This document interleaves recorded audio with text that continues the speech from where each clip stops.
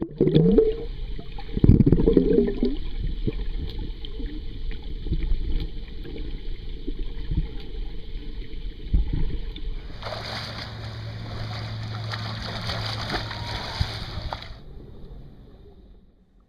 Sue, this is Coach Susan Kelly taking a look at your swim.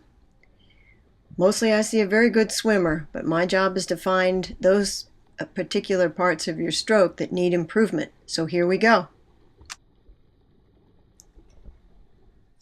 Right here underwater, and you can even see in a couple of freeze frames where you're falling in the water, I would attribute that to a problem with your kick and also a weak core. Once you develop some more core strength, I think you'll hold your position better in the water. Right there, you see windmilling. Remember I told you about one arm fully extended and one arm all the way down at your hip. A poor kick, inefficient kick, some windmilling, and your weak core will all contribute to your not being able to hold your position in the water, and you'll see a lot of wiggling and fighting in your stroke, especially underwater.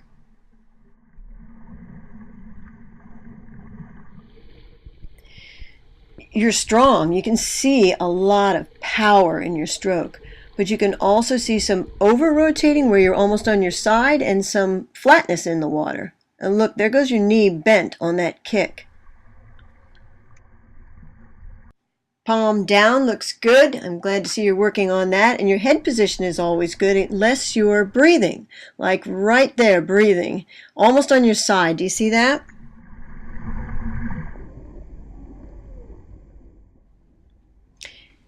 These single arm pulls and also catch-up will be essential drills to improve your stroke. And you really don't have to go that fast. The idea of holding onto a kickboard should give you the opportunity to slow down. Also, swim fins would be very helpful along with the pull buoy.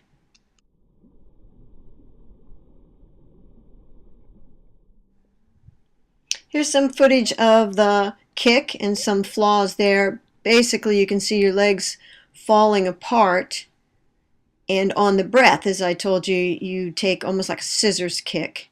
So quicken up the kick beat when you breathe.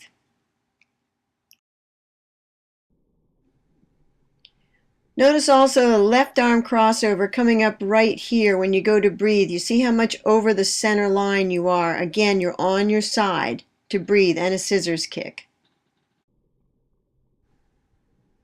And if you're not breathing, you don't have as much crossover. Your stroke and head position, everything looks pretty good. But here we go again. This time you're going to breathe to the left, and you can see it's the same thing with that big scissors kick and falling on your side.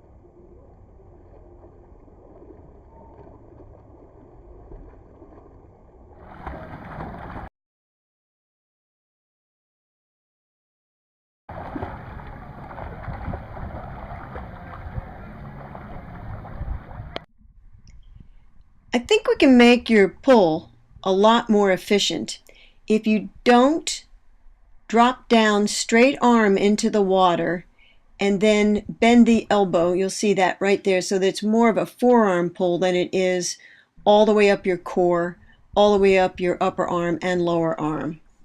So here's a clip of my son. Just want you to take a look at the catch, rotate down, pop the elbow, push off the hip, keep the body in a line. Catch, rotate down, pop the elbow, push off the hip, stay in a line. Minimize the kick, make it work with your forward pull.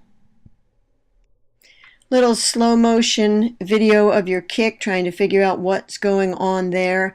Obviously, there is too much bend in the knee, but I believe it's a combination of factors, including, of course, the core. Sometimes the kick is propelling you along, and sometimes you're almost kicking in place. And I think it has a little bit to do with your feet. Sometimes your toes are pointed, sometimes they're up and down with brakes on. So expect a lot of kicking drills. And what the heck? It's going to make you stronger on the bike. It's going to make you stronger on the run. It's going to make you more aerobically fit. So let's have lots and lots of kicking, right?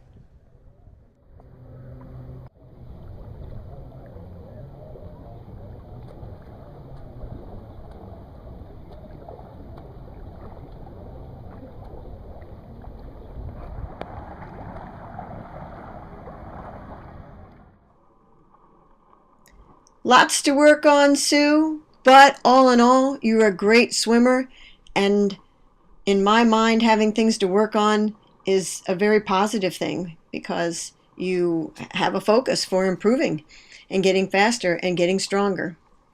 As we come to a close, I have to agree your armless dolphin kick was better than your arms extended in front of you, but continue to work on both.